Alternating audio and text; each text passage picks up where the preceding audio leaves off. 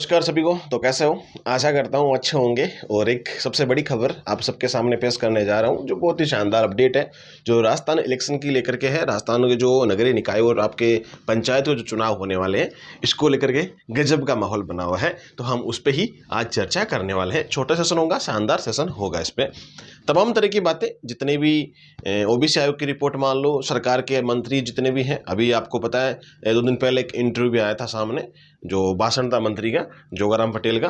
तो उन्होंने ये बात भी क्लियर की, हमारी तरफ से सारा सब कुछ सही है। मतलब कहने की बात ये कि उनका मतलब, उनके शब्दों के अनुसार ये लगता है कि भाई हाँ, हमने पूरी तरीके से, हमारी तरफ से तैयारी पूरी है। वो तो ढिंडोरा वो पीट रहे हैं जो ओबीसी आयोग वाले हैं। ठीक है, समझ रहे हो? उनके द्वारा क्या हुआ, अभी तक रिपोर्ट प्रस्तुत नहीं हुई। अगर रिपोर्ट प्रस्तुत भी कर जाती है तो उसमें भी 1000 तरीके के रोड़े अटकाएंगे, चाहे सरकार अटकाए चाहे कोर्ट अटकाए। तो भाई आप सबको पता है, मैंने लास्ट बार आपको बताया था, जितने भी एस्पिरेंट या जितने भी बड़े बुजुर्ग या बहनें जो भी एस्पिरेंट्स देख रहे हैं वीडियो को, तो सब्सक्राइब कर लीजिएगा, वो शेयर भी कर दीजिएगा। छोटे मोटे जितनी भी तमाम इलेक्शन संबंधित राजस्थान की सारी न्यूज़ वगैरह है, सब हर चीज़ आपको कहाँ मिल जाती है, माइंड जोन एजुकेशन में मिल जाती है। वो सब चैनल नीचे दिया हुआ है, उसको आप ज्वाइन कर सकते हो। ठीक है, राजस्थान में जो पंचायत के चुनाव है, इसको लेकर के बड़ा ही अच्छा माहौल बना हुआ है। नए नियम, चुनाव की घोषणा और आपके आचार संहिता वगैरह और कोर्ट का निर्णय। अब देखो भाई, ओबीसी आरक्षण और चुनाव में होगी देरी, होगी क्या इसमें?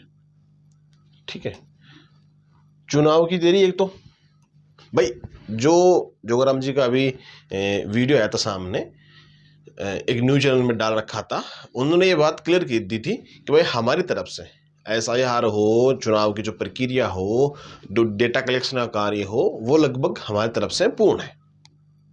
अब एक चीज टिकी हुई है, तो किस पे टिकी हुई है? ओबीसी आयोग पे टिकी हुई है। फिर एक वो चीजें होती है ना कि भाई जब कोई भी सरकार होती है, विपक्ष की हो पक्ष की हो, जब तक वो विपक्ष में रहती है तब तक ये फील कराती है लोगों को कि हम होते तो बहुत कुछ कर लेते हैं, और जब ये बैठे हैं तो इनसे कुछ नहीं हो रहा है। ये हर एक दूसरी सरकार के जुबान पे, मुख पे यही बात रहती है। मैं किसी एक सरकार की नहीं बोल रहा हूँ, सभी सरकारों की, किसी भी पार्टी की, सब पार्टियों की बता रहा हूँ मैं। वो जनता को ऐसा फील करवाते हैं और जनता खुद बेवकूफ़ बन जाती है उसमें। ओबीसी आरक्षण और चुनाव में और देरी होगी। ट्रिपल जो आपका टेस्ट है वो क्या है? देखो, इसमें मेन चीज़ क्या है कि आपका सुप्रीम कोर्ट में यह आदेश आया था कि ओबीसी रिपोर्ट जल्दी पेश की जाए, इसके लिए आयोग बनाया जाए। तो आयोग उस पर बना दिया गया है ना, आयोग बना दिया गया था। आयोग ने अपनी जो रिपोर्ट है उसमें कुछ त्रुटियां का सुधार करते हुए उसको पेश करने की, सरकार की तरफ पेश करेगी, फिर सरकार उसको कोर्ट में पेश करेगी। अब देखते हैं उसमें क्या होता है क्या नहीं होता है, जल्दी आपको उसकी अपडेट मिल जाएगी। अगली बात क्या है, जो आपका ट्रिपल टेस्ट है, तो उसमें क्या सीन है? देखो, मैं सीधी सिंपल बात आपको बता देता हूँ। एक तो मेन रोड है, ओबीसी आयोग बना दिया गया, और वो अपनी जो जितना आरक्षण वगैरह है ओबीसी वालों के लिए, वो सारी बस सीटें जो रिजर्व होती है हर एक पंचायत स्तर पे, नगरीय निकाय स्तर पे, वार्डों में, जहाँ पर भी क्या होती है, सीटों का आवंटन होता है, तो उसमें एक रिजर्वेशन देखा जाता है कि हाँ, अब की बार ओबीसी की, अब की बार एससी की, अब की बार एसटी की, अब की बार जनरल की, ऐसा करके हर एक सीटें तय की जाती है। आई नो आप सबको पता होगा, जिनको नहीं पता है तो ध्यान से सेशन को देख लीजिएगा। आयोग बनाना, ठीक है, ओबीसी जो पिछड़ा बना है उसकी जांच के लिए। भाई ठीक है, तुम आरक्षण कर रहे हो तो उसके बारे में ये रिपोर्ट पेश कर दो, उसके आधार पे सीटों का आवंटन हो जाएगा। आरक्षण तय करना और रिपोर्ट के आधार पे, भाई जो रिपोर्ट आपकी बना रहे हो उसके आधार पे आप क्या कर सकते हो, आरक्षण रिजर्व कर सकते हो। आरक्षण के आधार पे आपका जो होगा, आरक्षण रिपोर्ट के आधार पे आरक्षण तय हो जाएगा। 50% से ज़्यादा कुल आरक्षण नहीं होना चाहिए इलेक्शन को लेकर के। किस चीज़ को लेकर के? इलेक्शन को लेकर के क्या नहीं होना चाहिए, 50% से अबोव नहीं होना चाहिए। अब भी 2-3 चीज़ें अंतिम समय में ये बचती है, मैं अभी और बता दूंगा आपको। आपके जहन में ये बात उठ रही होगी, तो आखिर होगा कब चुनाव? चुनाव कब होगा उसकी हमको बात बता दीजिए, या स्थगित होगा कि नहीं होगा।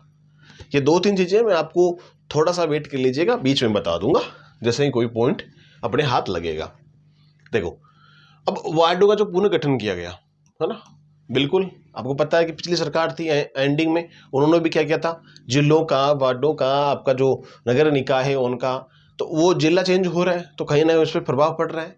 तो अब जो सरकार आई है, वर्तमान में जो सरकार है, उसके द्वारा क्या किया गया है, इनका भी पुनर्गठन किया गया है, सुव्यवस्थित तरीके से किया हुआ है। ठीक है भाई, इनके मंत्री कह रहे हैं कि हमने एक पारदर्शी तरीके से चुनाव हो जाए उस तरीके से हमने क्या किया है, उनका पुनर्गठन किया है। नगरीय निकायों का, वार्डों का, पंचायतों का, नगर पालिकाओं का, जो भी XYZ जितना भी गठन किया है उसके आधार पे। ठीक है, ये सारे पक्ष विपक्ष के चलते रहते हैं, छोटी मोटी चीजें। ये तो सरकार ने कहा भाई हाँ ठीक है, ये नियमों में फेरबदल किया गया, ठीक है, वार्ड निष्पक्ष तरीके से आपका क्या हो जाए, इलेक्शन हो जाए। 2 से ज़्यादा बच्चे, पहले क्या होता था बहुत सालों से, 2 बच्चे हैं तो क्या नहीं कर सकते। एक तो गवर्नमेंट सर्विस वाला भी नियम लागू है, ठीक है, गवर्नमेंट आप अगर सर्वेंट हो तो उस केसेस में आपके 2 ही होने चाहिए। फिर तो देखो अलग अलग जुगाड़ लग जाते हैं आज के समय में, कोई बड़ी बात नहीं है। 2 से ज़्यादा बच्चे क्या नहीं कर सकते, इलेक्शन में खड़े नहीं हो सकते, इलेक्शन नहीं लड़ सकते। नई अपडेट जो भी आएगा वो आपको व्हाट्सअप चैनल पे मिल जाएगा, लिंक आपको नीचे कमेंट बॉक्स में ऊपर पिन की हुई मिल जाएगी। ठीक है, नियम अब ये खत्म कर देंगे। अब बोला यह जा रहा है कि इसमें ये संशोधन करके इसका नया नियम लागू कर दिया जाएगा, और जो वो चीज़ें यथावत रहेगी, जो गवर्नमेंट सर्वेंट के वो चीज़ें लागू थी, ये 2 बच्चों वाला वो नियम यथावत रहेगा। ओके, ठीक है, ये इलेक्शन वाला सारा सीन है। अभी RS के लिए आपको उस सेशन में बता देंगे। ये लो, अब भाई ये बता दो इलेक्शन होंगे कब, क्या सीन लग रहा है। देखो मैं मोटे तौर पे आपको बताऊं ना मेरे मित्र, तो गवर्नमेंट अभी जो सरकार है इसके द्वारा ये चीज़ मेंशन कर दी गई।